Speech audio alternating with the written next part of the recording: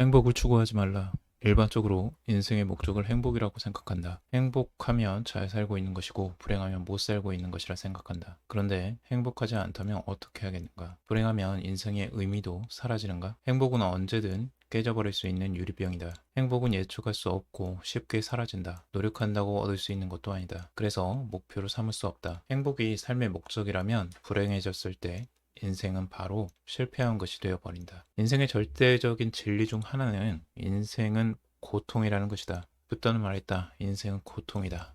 인간은 결국 언젠가 병들어 죽는다. 지금 아무리 행복한 시절을 지나고 있다고 해도 머지않아 소중한 사람들이 하나둘씩 내 곁을 떠나갈 테고 나 역시 병들고 약해지고 죽음을 맞이하게 된다. 이를 피할 수 있는 사람은 아무도 없다. 그렇기 때문에 인생은 본질적으로 비극적일 수밖에 없다. 이를 외면했을 때 인생의 비극 앞에서 무너지기 쉽다. 따라서 행복보다는 인생의 의미를 찾고 그에 따라 사는데 목표를 두어야 한다. 금일은 열 법칙 책을 가지고 이야기를 나눠보도록 하겠습니다. 이 책에는 첫 번째 바닷가재 이야기가 나오는데요. 지구상에서 가장 오래된 동물이라고 합니다. 무엇보다 인간이 바닷가재와 닮은 점이 상당히 많다고 하는데 특히 서열 구조가 그렇다고 합니다.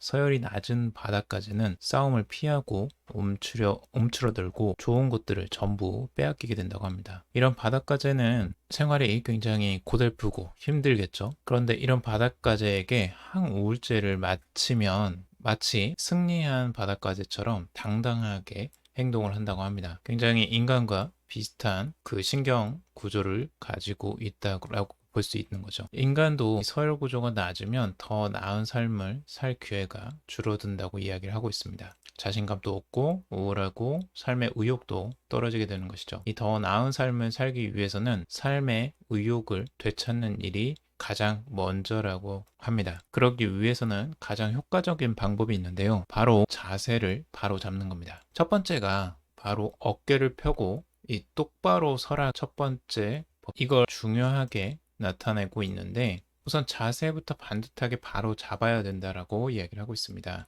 구부정하고 웅크린 자세를 당장 버리고 이 자신의 생각 거침없이 말해야 된다라는 겁니다. 바라는 것이 있으면 그럴 권리를 가진 사람처럼 당당하게 요구를 하라는 거죠. 다른 사람이 가진 권리만큼 내게도 그런 권리가 있다 생각을 하라는 겁니다.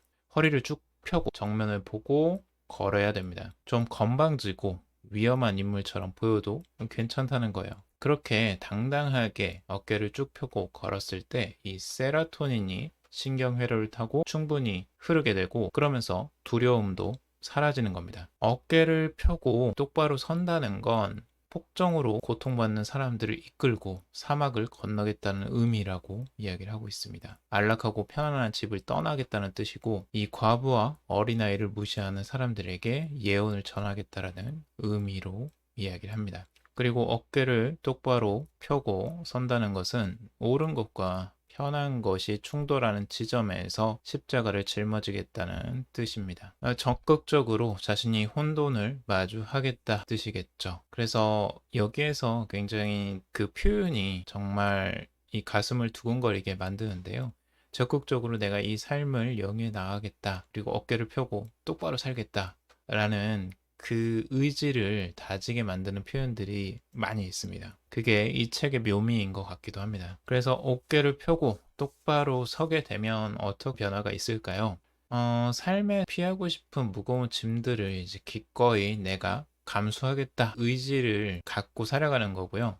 그리고 자신감과 용기를 찾게 됩니다. 이렇게 되면 자신의 약점과 강점을 있는 그대로 받아들일 수가 있게 되는 거죠. 그리고 더 나은 사람이 되기 위해서 이 좁고 험한 길이라도 마다하지 않고 갈 수 있는 것입니다. 우리에게는 크나큰 일들, 아주 힘든 고통의 순간들이 자주 발생을 합니다. 주변에 가족들이 갑자기 병에 걸리거나 누군가가 부모님이 돌아가시거나 그런 아픔들을 견뎌낼 수 있느냐 하는 건데 결국엔 그 아픔들도 견뎌낼 수 있는 힘을 가질 수 있게 된다는 거죠. 우리가 어떤 자세로 살아가느냐가 그래서 굉장히 중요하다라고 볼 수가 있는 거고요. 이 절망의 늪에 빠진 사람들에게 이 용기와 힘을 북돋아 줄 수도 있습니다. 자기 자신만이 아니라 타인에게도 좋은 긍정적인 영향을 미칠 수 있게 되는 거죠. 그리고 당당하게 자신의 삶을 살아가는 사람에게는 그만큼 유능한 사람이라는 인식을 하게 만든다라는 겁니다. 그래서 주변 사람들이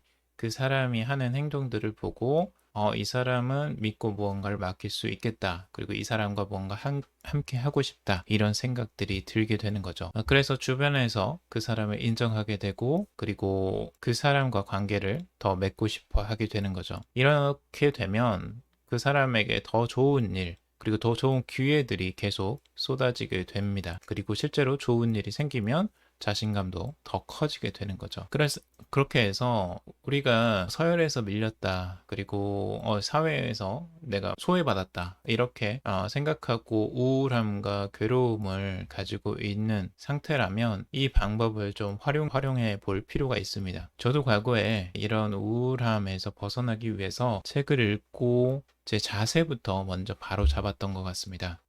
우선 자세가 똑바로 서야지만 내가 살아 그 힘을 받게 됩니다. 그리고 이 자세에서 주는 어떤 자신감 같은 게 있습니다. 실제로 자신감이 굉장히 영향을 많이 미치고, 내가 어깨를 위축시켰을 때와 그리고 어깨를 폈을 때 이 기분 상태가 많이 달라진다는 걸 여러분들이 느끼실 겁니다. 그리고 말 중요합니다. 그러니까 평소에 말을 하는 어투가 작고 왜소하고 자신감이 없는 말투를 했을 때와, 그리고 평소에 또박또박 명확하고 자신의 주장을 당당하게 이야기하는 그런 말투를 가지게 되면 스스로도 자신감이 붙게 되고요. 그리고 자기가 말하는 말에 힘이 실리게 됩니다. 그래서 그런 부분들이 다른 사람들에게 긍정적인 영향을 미치게 됩니다.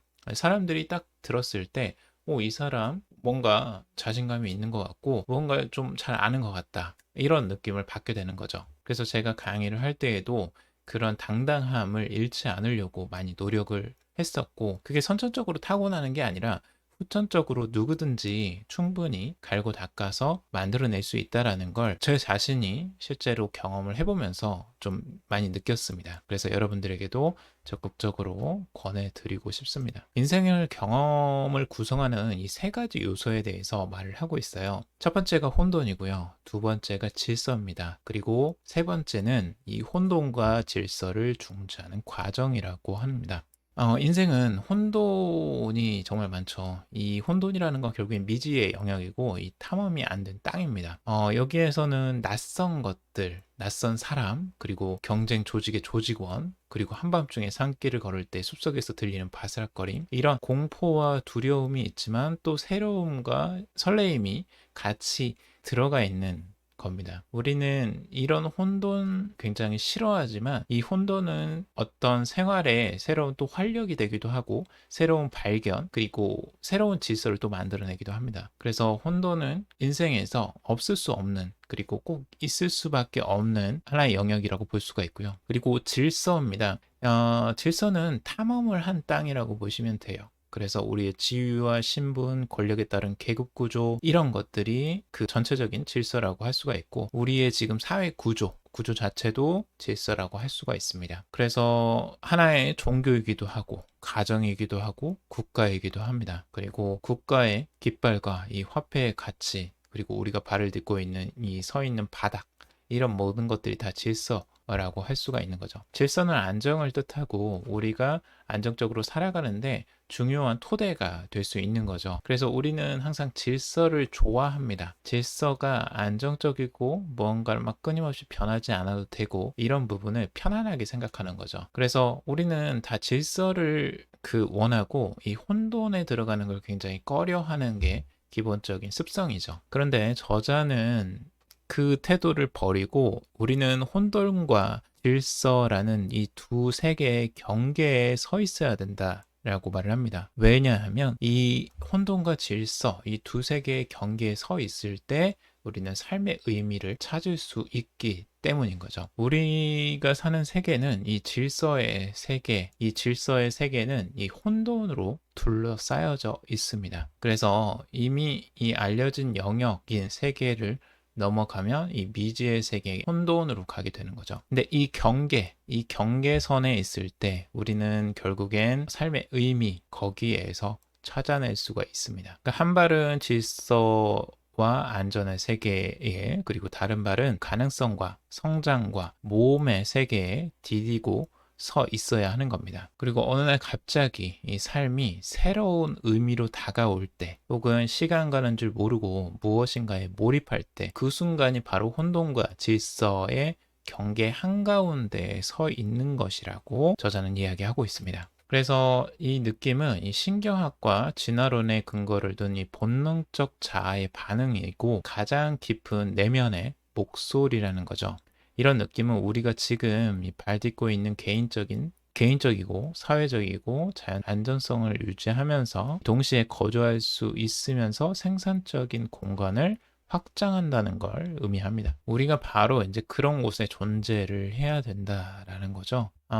이 음악에 빗대어 설명을 하고 있는데요. 우리가 평소에 좋은 음악이라고 생각되는 것들은 이렇게 혼돈과 질서가 같이 있습니다. 어디서 들어본 듯한 익숙한 멜로디, 있고요. 그리고 처음 들어보는 이 생소한 음이 있습니다. 이 두 개가 조화를 이루었을 때, 중첩되었을 때 이 노래 너무 좋다 라고 우리가 인식하게 되는 거죠. 그래서 똑같이 이 삶의 의미도 여기에서 피어오른다라는 것입니다. 그래서 우리는 우리 내면에 이 환한 빛으로 채우겠다라는 결심, 그리고 세상을 환히 밝히겠다고, 그리고 내가 존재하는 이유를 찾겠다고 결심해야 오늘의 집중을 할 수 있다라고 하고 있습니다. 그 경계에 있으려면 이런 집중이 필요한 거죠. 결국에는 내가 어떤 삶의 의미를 찾겠다 부분들도 이 안에서 발생을 하기 때문입니다. 그래서 희생해야 될 것은 그 무엇이든 희생하겠다고, 그렇게 최고의 선을 추구하는 삶을 헌신하겠다고 결심해야만 오늘의 집중을 할 수가 있습니다. 그리고 법칙 6에서는 이 세상을 탓하기 전에 방부터 정리하라고 하는데요. 우리가 먼저 정리를 할 필요가 있습니다. 옳지 못한 것, 그러니까 나에게 필요하지 않은 것들이나 잘못된 것들을 옳지 않다고 판단을 했으면 그것들을 하지 말아야 된다는 거죠. 그런 것들을 중단을 하라는 겁니다. 그래서 정리부터 제대로 하라는 거죠. 나의 가치관과 그리고 나의 신념, 이런 것들이 이미 있을 텐데, 기존에 우리가 생각하는 잘못된 행동들이 분명히 있습니다. 타인에게 분명히 폐를 끼치는 행동들이 있고, 나만 이기적으로 생각해서 내 것만 취득하려고 하는 이런 행동들이 있을 수도 있겠죠. 근데 그런 행동들을 다 삼가하라고 이야기를 하고 있습니다. 네, 그런 행동의 판단을 때 우리가 바로 설 수 있다라는 것이죠. 그래서 기본적으로 그런 행동 기준을 스스로 정하고 그걸 맞게 행동을 하는 게 자신에게 떳떳해질 수가 있는 겁니다. 그래서 당신의 양심과 이성이 시키는 일만 하라고 저자는 이야기를 하고 있습니다. 그리고 쉬운 길이 아니라 의미 있는 길을 선택하라고 이야기를 하는데요. 보통은 쉬운 길을 가고 싶어 합니다. 편한 길, 지름길, 이런 것들을 가려고 하는데요. 길을 가는 것보다는 이 어려운 길을 선택해서 의미 있는 것을 갖는 것이 훨씬 낫다고 이야기를 합니다. 그 이유는 간단하다고 말을 하는데, 우리가 진정으로 원하는 게 뭔지, 우리에게 정말 필요한 게 뭔지 우리는 잘 모르기 때문이죠. 그러니까 편한 길을 가고 쉬운 길을 가는 게 내가 원하는 진짜 길이 아닐 수 있다라는 거예요. 그 목적지, 내가 지금 생각해서 그 목적지를 가려고 쉬운 길로 가는 거잖아요. 내가 뭐 돈을 많이 벌면 되겠다, 이런 생각들, 기본적으로 그런 생각으로 목표를 정하고 그 쉬운 길로 가려고 하죠. 그걸 돈을 빨리 벌 수 있는 길, 것들을 갈 거예요. 근데 실제로 그 길이 진짜 자신에게 의미 있는 길이 아닐 가능성이 높을 수 있다는 거죠. 그리고 그건 우리가 잘 모른다는 거예요. 그래서 우리가 제대로 그 의미를 찾고 나아가려면 의미는 자연스럽게 다가온다는 거예요. 내가 높은 목표를 세우고 그것에 맞게 그냥 행동을 하면서 살아가는 거죠. 의미는 그럼으로써 저절로 모습을 드러내는 거예요. 삶의 의미가. 그래서 의미를 억지로 만들어낼 필요가 없는 거고, 만들어낼 수도 없다라는 겁니다. 그래서 자신을 속이지 결국엔 의미를 찾았다는 것은 혼돈과 질서의 적절한 균형을 이루고 있음을 의미하기 때문에 그걸 내가 현 상황에서 그걸 유지하고 있으면 됩니다. 아까 혼돈과 이 질서 질서의 적절한 균형의 상태, 결국에는